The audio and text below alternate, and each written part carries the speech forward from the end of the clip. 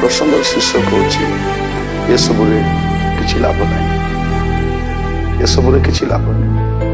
ମୁଁ କିଛି ଶାସ୍ତ୍ରାଂଶ ପଢ଼ିବା ପାଇଁ ଚାହେଁ। ଉପଦେଶକ 2 ପଦ, 1 ପଦରୁ 10 ପଦ ପର୍ଯ୍ୟନ୍ତ। ଉପଦେଶକ 2, 1ରୁ 10। ମୁଁ ଆପଣ ମନେ ମନେ କହିଲି, ଆସ ମୁଁ ଏବେ ତୁମକୁ ଆନନ୍ଦ ଦ୍ୱାରା ପରୀକ୍ଷା କରିବି। ଯେହେତୁ ସୁଖ ଭୋଗ କର ଆଉ ଦେଖ ତାହା ମଧ୍ୟ ସାର। ମୁଁ ହାସ୍ୟ ବିଷୟରେ କହିଲି, ତାହା ବାତୁଳତା। ଆନନ୍ଦ ବିଷୟରେ କହିଲି, ତାହା କ'ଣ କରିବି? ମୁଁ କି ରୂପେ ମଦ୍ୟପାନରେ ଶରୀରକୁ ତୁଷ୍ଟ କରିବି ଓ ଆକାଶ ତଳେ ମଣିଷ ସନ୍ତାନଗଣର ଯାବଜ୍ଜୀବନ କ'ଣ କରିବା ଭଲ ତା ଜାଣିବା ପର୍ଯ୍ୟନ୍ତ କି ରୂପେ ଅଜ୍ଞାନତା ଅବଲମ୍ବନ କଲି, ଏହା ମନେ ମନେ ଅନୁସନ୍ଧାନ କଲି। ଏହି ସମୟରେ ହିଁ ମୋର ମନ ଜ୍ଞାନରେ ମୋତେ ପଥ ପ୍ରଦର୍ଶନ କରୁଥିଲା। ମୁଁ ଆପଣା ନିମନ୍ତେ ମହତ୍ କାର୍ଯ୍ୟ କଲି। ମୁଁ ଗୃହମାନ ନିର୍ମାଣ କଲି। ମୁଁ ଅନେକ ଦ୍ରାକ୍ଷା କ୍ଷେତ୍ର ପ୍ରସ୍ତୁତ କଲି। ମୁଁ ଆପଣା ନିମନ୍ତେ ଉଦ୍ୟାନ ଓ ପବନ ପ୍ରସ୍ତୁତ କଲି। ତହିଁ ମଧ୍ୟରେ ସର୍ବପ୍ରକାର ଫଳ ବୃକ୍ଷ ରୋପଣ କଲି। ମୁଁ ବୃକ୍ଷର ଚାରା ଉତ୍ପାଦକ ବନର ଜଳସେଚନ ପାଇଁ ପୁଷ୍କରଣୀମାନ ଖୋଳାଇଲି। ମୁଁ ଦାସଦାସୀଗଣ କ୍ରୟ କଲି।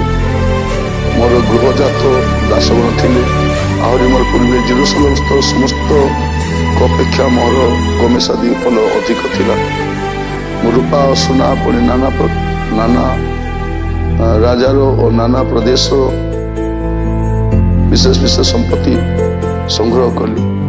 ମୁଁ ଗାୟକ ଗାୟିକା ଆଉ ମନୁଷ୍ୟ ସନ୍ତାନଗଣର ତୁଷ୍ଟକାରିଣୀ ଅନେକ ଉପପତ୍ନୀ ପାଇଲି। ଏ ରୂପେ ମୁଁ ପୂର୍ବେ ଜେରୁସାଲେମରେ ଯେଉଁମାନେ ଥିଲେ ସେମାନଙ୍କ ଅପେକ୍ଷା ମହାନ ଓ ବର୍ଦ୍ଧିଷ୍ଣୁ ହେଲି। ମୋତେ ମୋର ଜ୍ଞାନ ମଠାରେ ଥିଲା। ପୁଣି ମୋ ଚକ୍ଷୁ ଯାହା ବାଞ୍ଛା କଲା ତାହା ମୁଁ ନିଷେଧ କଲି ନାହିଁ। ମୁଁ ଆପଣା ହୃଦୟକୁ କୌଣସି ସୁଖ ଭୋଗ ବାରଣ କଲି ନାହିଁ। ତେଣୁ ମୋହର ସମସ୍ତ ପରିଶ୍ରମ ସକାଶୁ ହୃଦୟ ଆନନ୍ଦ କଲା। ପୁଣି ମୋହର ସକଳ ପରିଶ୍ରମରୁ ଏହା ମୋର ଅଂଶ ଥିଲା। ଏଠି ଆମେ ଦେଖୁ ଯେ ରାଜା ସଲୋମନ ସେ ସବୁ କଲେ। ଏସବୁ ପାଇଲା ପରେ ମଧ୍ୟ ମନରେ ଗୋଟେ ଶୂନ୍ୟତା। ସେ କହୁଛନ୍ତି ଏସବୁରେ କିଛି ଲାଭ ନାହିଁ। ମୁଁ ଜ୍ଞାନୀ ହେଲି, ମୁଁ ଘର ବନେଇଲି, ଦାସଦାସୀ ସଂଗ୍ରହ କଲି, ପତ୍ନୀ ଉପପତ୍ନୀ ଗ୍ରହଣ କଲି, ମଦ୍ୟପାନ କଲି, ବନ ଉପବନ ତିଆରି କଲି, ପୁଷ୍ପରିଣୀ ତିଆରି କଲି, ନାନା ପ୍ରକାର ଫଳ ବୃକ୍ଷ କଲି, ସମସ୍ତଙ୍କଠାରୁ ଧନୀ ହେଲି। ଏସବୁରେ କିଛି ଲାଭ ନାହିଁ। ଭାବି ଦେଖନ୍ତୁ, ଜଣେ ଲୋକ ଭାବୁଛି ସବୁ କିଛି। ଆଜିର ସମୟରେ ଆମେ କ'ଣ ଭାବୁଛୁ? ଜଗତ ହିଁ ସବୁ କିଛି, ଧନ ହିଁ ସବୁ କିଛି, ଚାକିରି ସବୁ କିଛି, ପ୍ରମୋସନ ସବୁ କିଛି। ଆମେ ଭାବୁଛୁ ଏଗୁଡ଼ାକ ଆମକୁ ବହୁତ ସାହାଯ୍ୟ କରିବ। କିନ୍ତୁ ଆମ ପୂର୍ବରୁ ଜଣେ ଜ୍ଞାନବାନ ଲୋକ କହିଛନ୍ତି ଏସବୁ ସାର ଅଟେ। ଆମେ କେବେ ବୁଝିବୁ ମୁଁ ଜାଣେ ନା। ଆମେ ପାଗଳ ଭଳିଆ ମରିଚିକା ପଛରେ ଧାଇଁଛୁ।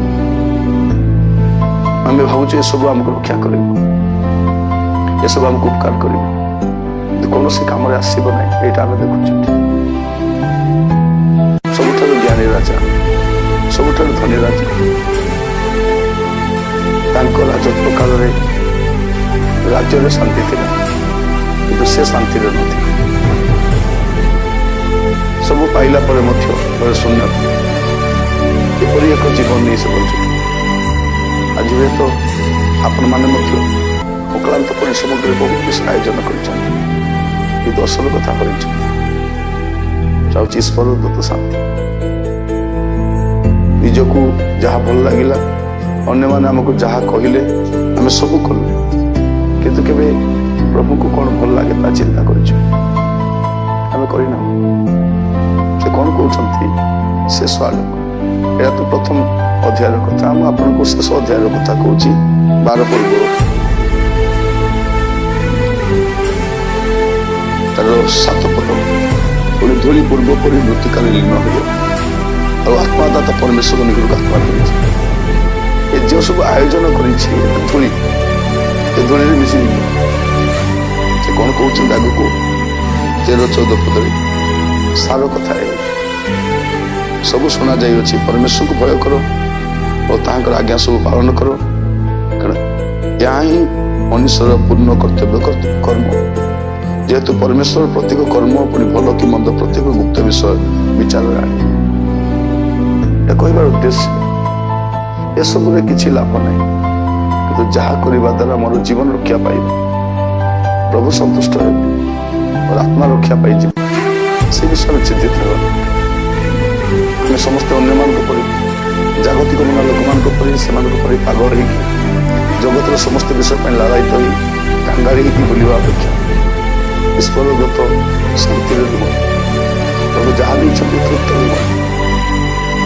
ମନରୁ ସମସ୍ତ ପ୍ରକାର ବିତୃଷ୍ଣା ଭାବ ବାହାର କରିଦିଅ, ସମସ୍ତ ପ୍ରକାର କଟୁ ଭାବ ବାହାର କରିଦିଅ।